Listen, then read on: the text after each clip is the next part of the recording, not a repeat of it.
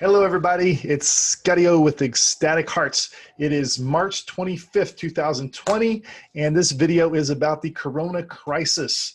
I'm here to tell you our opinion with Ecstatic Hearts of what is going on in the global marketplace with the Corona crash, the health risks that are going on, and what we can do to prepare, and what's the best mindset we can have to really make sure we're taking care of ourselves and our loved ones. So first of all, I just want to go into what is going on. Let's take a look at actual statistics and facts.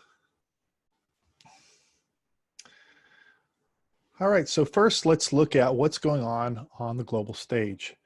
The first thing I want to show you is that we have 416,000 cases, 686 cases, and 18,589 deaths worldwide of the coronavirus. If you look at what's going on, this is a map by the World Health Association kind of showing the expansion. It's interesting to look at China there we go, this is where it's having to break out there, and how it's gotten even worse over here in Europe, especially in Italy, and how United States is now at 51,914 cases. The Columbia University actually did a study in the New York Times that basically showed that the growth of COVID-19 in the United States, that basically with just the control measures that we plan on doing, or even maybe more control measures than we're currently in effect, the virus is likely to spike to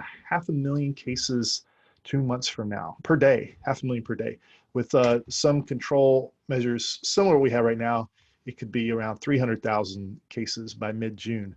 So, you know, and by the way, this is here, it is real. If you look at the CNN, they reported that today in New York City, there's about 1 in 1,000 people of the greater metropolitan area have contracted the virus. You know, and then I was showing you, let's look at what China's doing. See, the good news about this situation is that we can learn from what else has been happening. Whereas, you know, humans are pretty unpredictable, and people say, I don't have any idea what is going to happen with this virus and whatnot. The fact that this has happened in a large scale, which makes it statistically significant in other countries, gives us a pretty predictable model at seeing what can occur here in the United States and what we can expect as a result of it. So let's look at what happened in China.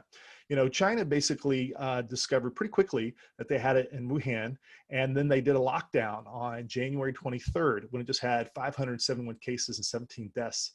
All the roads and transportation were closed, private vehicles were banned, officials went door to door conducting health checks, and every case was tracked back to the source. Everyone was isolated and checked. And as a result of that, they had, they stopped it. It took about a month for the cases to peak at 5,000 on February 13th, and the daily deaths peaked at 150, about 10 days after February 23rd. Now, 2 months after this lockdown, about a month after the peak, China is reopening.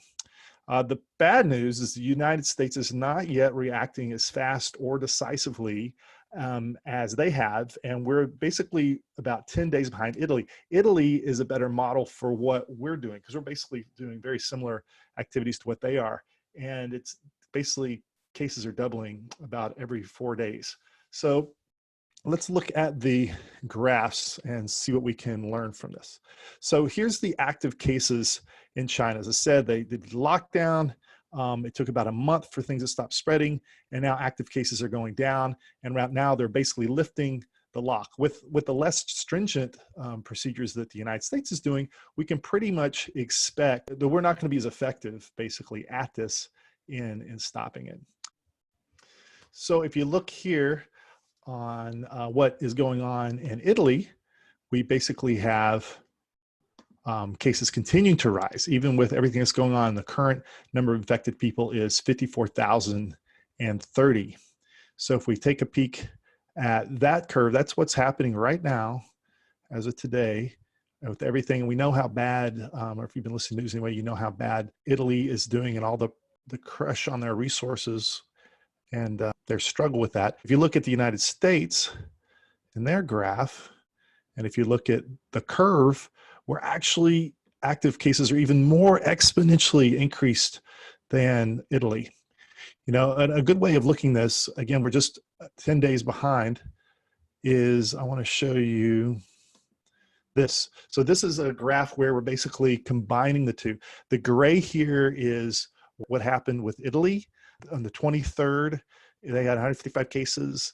And basically we're starting off on March 2nd. So just a few days behind, but basically we're tracking the way they are. And if you look at what they're doing, they're in the gray here and we're in the red. And so you can see how we're just behind them.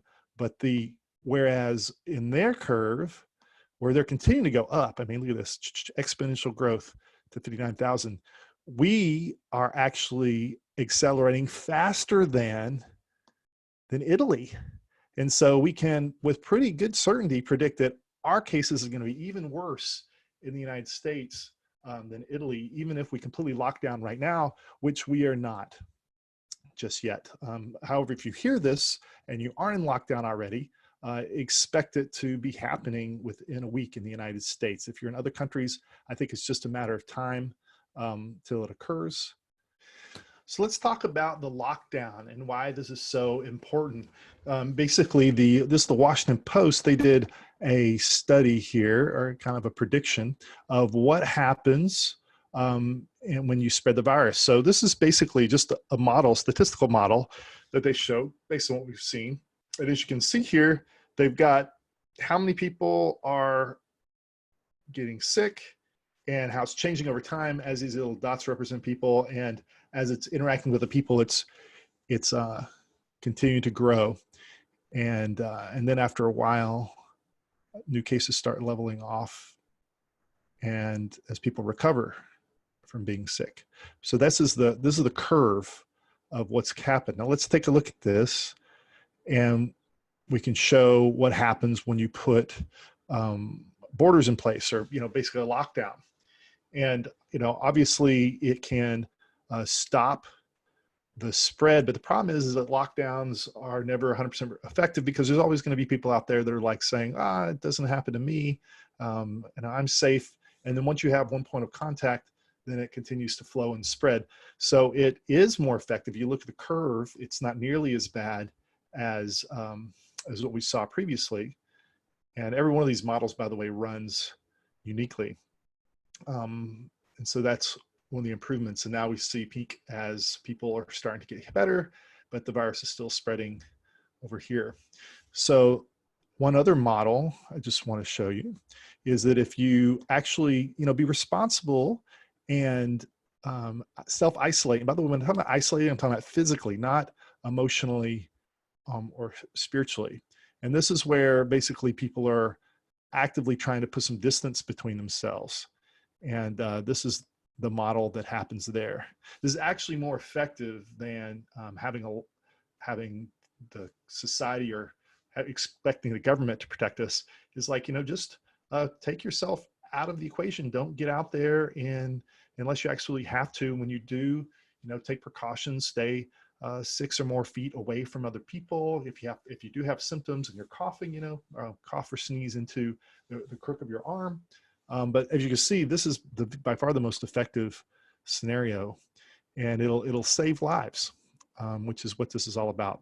And so that's just kind of gives you an idea. I guess it's finishing the simulation while we chat here.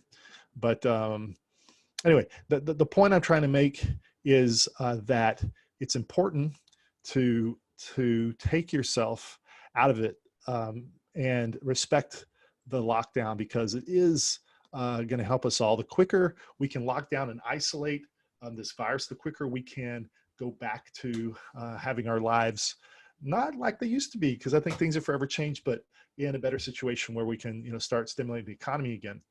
So again, we're estimating that based on China and Italy and so forth, that the lockdown that we just happened today in Austin, by the way, I'm in Austin on the 25th of March, is likely to last up to 4 months. Now, it seems like unbelievable, but, and hopefully I'm wrong, if obviously the cure or something that could shorten that much quicker. But, my big message here is, are you prepared for a lockdown that's going to last 4 months or so, maybe longer. It could be shorter, but it's better to plan for the worst and then hope for the best. Also, one of the things that's here is unemployment. It looks like that's could have as much as 30%, some people are predicting, maybe as many as, and then the virus will affect probably about 50% of the population before it stops. Okay, so how to protect yourself. First of all, I just want to say that the key is to make sure that you're healthy. I mean, the best thing we can do right now is to take care of yourself and your family financially, healthily, and also making sure we're staying in love and connection and intimacy. So first of all, just from a logistical standpoint, stay at home. Like hopefully you guys have stocked up on food by now. I know that stores are having less and less food, but don't despair. I'm sure we're going to keep having food. I think what we're seeing in stores is just people's overreaction and fear. But they're still going to have delivery. They're still going to have services like the pharmacy and so forth that you need to go to take care of yourself. It just means, don't go to unnecessarily social gatherings.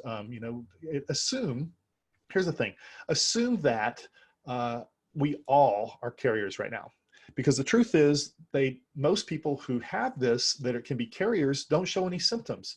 And then, some people might have some minor flu symptoms, but it might seem like an allergy. You don't really know. In fact, they're still figuring out how the disease is spread. What the best thing we know of so far is that it's spread through droplets that especially when we sneeze or cough or something, but it doesn't necessarily need to be that way. Even breathing can spread the contagion pretty easily. But like if it goes out to about 1 meter or 3 feet and these droplets stick around and they don't know how long that they can carry the infection. We also don't know if you're infected, how long it'll be for sure until it's out of your system. So we think that, after a month and so forth, people should be okay. We're still just at the edge of trying to prove if that's true. But my point is that just assume that we're all potential carriers and anyone that you get in contact with could be contaminated. So if you have, especially elderly relatives, or if you have an immune compromised system, or know people that have an immune compromised immune system, then, just make sure, especially not to go around them for the next few weeks, right? And during this time, I do want you to maintain in contact. Like I prefer bunkering down with someone you love. Luckily I've got Melanie, we've got a housemate.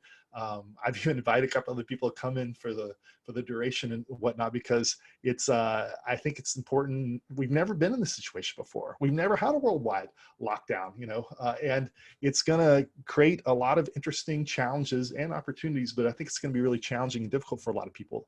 So, bunk up with someone that you love would be my ideal. Even if you're like friends and say, well, if we're going to get it, we'll get together, write it out.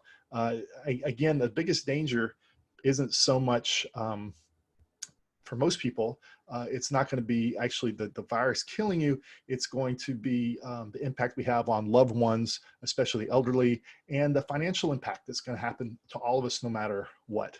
So let's get into that and look at what kind of impact this is likely to have.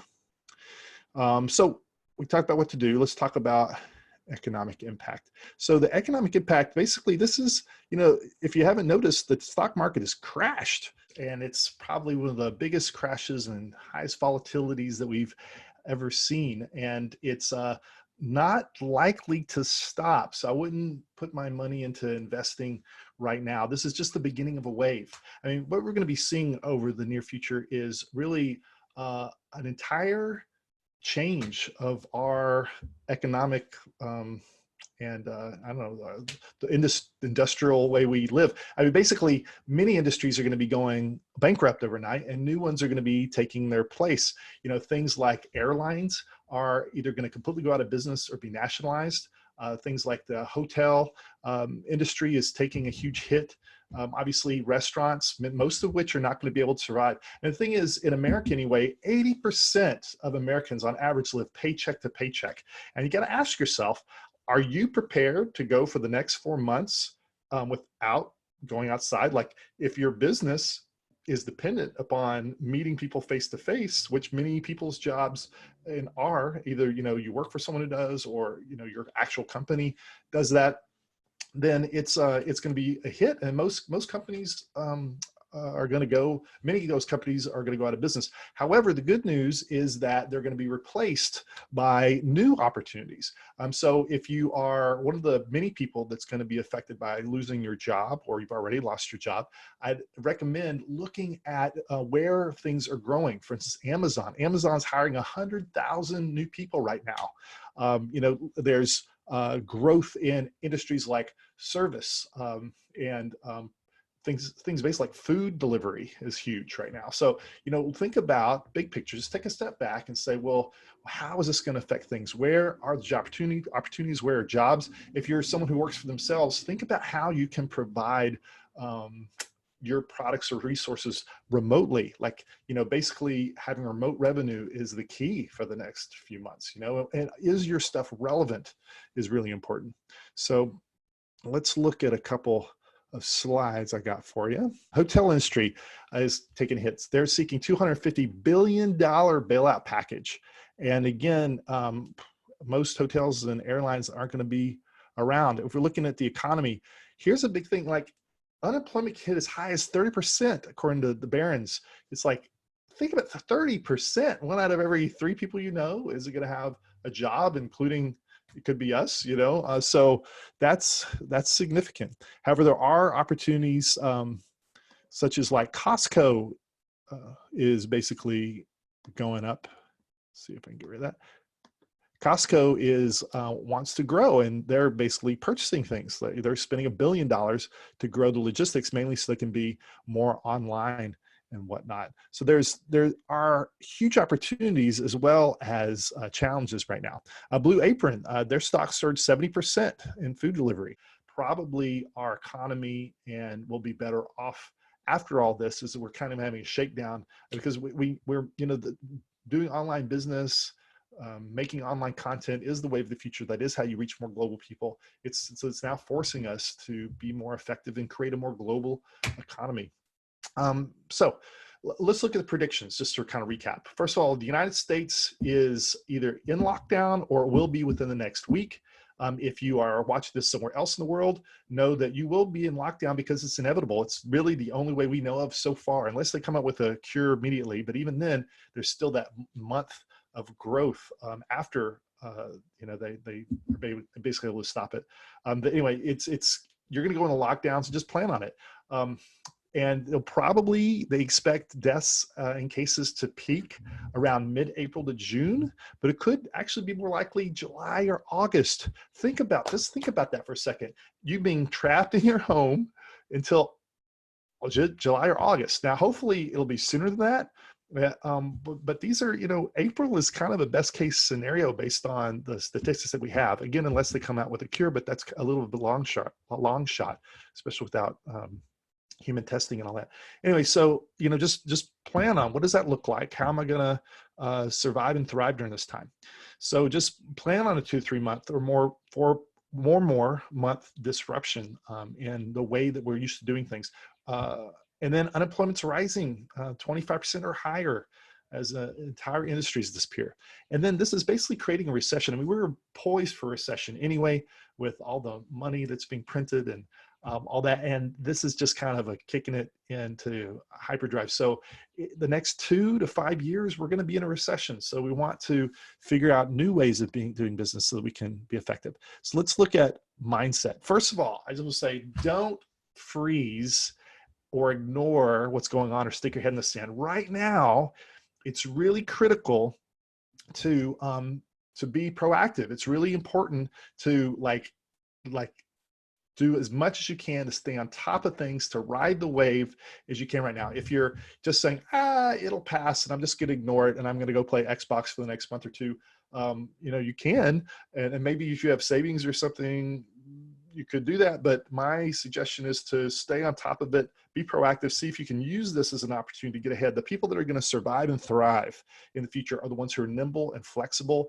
and are taking advantage of the changes that are occurring right now, because these are radical changes. And if you just kind of ignore them and do things the way you've been doing it, it's going to be painful on the back end. So here's Roger Hamilton is one of my mentors, and he actually provided some of this information I'm sharing with you today, and I recommend him. In fact, I'll put a link down at the bottom for his stuff if you like. But these are the questions he's asked, which is, one, am I making the hard decisions that my future self will thank me for? You know, don't wait. Action is now. Start cutting costs now, not after it's too late. You know, so how do you need to reinvent yourself? What new products and should you be focusing on? Like, for instance, number two, how is my cash flow set up and resources to ensure that my loved ones will be taken care of? Like, if you can create a plan that's going to support you and make sure that you have your needs taken care of for the next 4 months or so, then you can relax a little bit and just work your plan. If you are just hoping that it's going to work out miraculously somehow, you know, you're kind of setting yourself up to fail. If you fail the plan, you're planning to fail. So, you know, let's create a plan. Let's get proactive. And then, are you using this opportunity to reinvent yourself? You know, that's the best part of all this is I really love to see how communities are coming together, how people are supporting each other, and how they're making themselves more effective, and that'll serve us long term. By the way, crisis, I thought this was interesting, comes from the word crisis, which means it's a decision-making point. This is time to make critical decisions. It doesn't mean it's all gloom and doom. It means that this is when a time when old paradigms are going to disappear. Old ways of doing things are disappearing. So we need to shift into what the new opportunities hold. So we have about 4 months to reboot humanity. So what I want to show you now are actual Gaia sets. So this is what we recommend from a tantric perspective on how to deal with these crises. We are teachers of Tantra, among other things, and personal development techniques. And this is one of our techniques that we do every morning. You know, the thing I think is important is in times like this, what you don't want to do is run around all stressed out, hurting your immune system, freaking out, and so forth. You want to actually slow down and figure out, okay, how can I take care of myself, my body? That's step one. Breathe, you know, hydrate, get lots of sleep, do what you can to decrease your stress, exercise, move your body, be in community and connection. And this is and practice. So this is an actual meditative type of practice that we recommend starting every day of the week. And this practice, by the way, this is like an acronym, Gaia sets, for a model that you can plug and play different activities into. I'll give you an example, but just to walk you through this, gratitude. So first of all, start your day with gratitude. Be grateful for the fact that we are here, we are alive. Hopefully you are healthy and your loved ones are healthy. Even though this is an extraordinary crisis, likes of which we've never seen before, we are better equipped to deal with this than ever before. We have online tools. We have, and if you're blessed to be in the United States, we have more resources and support at our disposal than most people out there in the world. So just being gratitude for what we have, because what you focus on grows. If you focus on scarcity and lack and fear, those things are going to grow. So where your attention goes, energy flows, results follow. Focus on what you're creating, focus on how you're giving, focus on what you want and what's working, not what's not working. Okay. And that just takes a couple minutes. The next thing is acceptance. The more we love ourselves, the more we'll naturally love the world, the more we can make an impact for ourselves and others. So it might sound a little hokey for people who aren't used to this, but I actually say I love and accept myself, or I accept and love myself exactly the way I am. And just say that every morning. If you have a loved one, it's a great thing to do to start off your day. It's just like, honey, I just want you to know I accept you and love you. You're perfect for me. And you're perfect, period. Set an intention for the day. And, you know, this is a great time, by the way, to set intentions for the next 4 months or for your business for the next 6 months, a year. Like, what are you doing? How are you making a difference in the world? But you can do this also as a day. Like, what is the one thing I recommend to just focus on one thing that I need to do today to make this the biggest impact I can? Then awaken the body, get up and move, drink some water, hydrate. Coconut water is great. And then, it doesn't have to be a marathon or something, but like 20 minutes, there's various stretches you can do. There's things you can do. You don't have to be a huge athlete. Just, shake your body. One thing we do is called the Shakti shake, where we just jump up and down and wiggle our bodies, just kind of get the energy flowing. Still the mind. This is really where you kind of quiet the mind, the monkey mind, the chatter. A good way of doing this is just breathing. Just remember to breathe, whenever you're stressed. That's just a good default, is just take a big breath. Slow down. Do that with me now. We're gonna take a breath. And let out the sigh. And that just gives you a little bit more calm, a little more grounded, a little bit better equipped and less stressful way to deal with whatever you're dealing with. Then energizing your sexual energy. There's a few different ways you can do this by, doing Kegel exercises, thrusting your hips. We're going to show you, I'm going to give you some free videos here that you can actually just walk through and do this. And what you're actually doing is you're tapping into your untapped. Most people don't tap into their sexual energy at all. You can actually make love doing this, but you don't need to. You can just do a simple yoga exercise, and that will help generate energy, and then you can use this energy to transmute it and to attract and manifest things you want, as well as heal your body and clear out anything that's not working for you. And that's what the transmutation of passion is. Actually, we do transmutation breaths, where you take all this energy that's been percolating down in your root, in your base, and you're moving it up and down your spine to open your heart, to be more self-expressed, to have clear vision, to actually be more effective in the world, more integrated with yourself and with your subconscious. And then you send out blessings, where you basically, think about people you love and send them, send them kind thoughts. I know that sounds like a lot of stuff, but I want to give you the framework. The cool thing is you don't have to remember any of that. What I'm going to give you here, I'll just put the link down at the bottom free of charge, is the Gaia set. So here's a short one, a medium one, and a long one.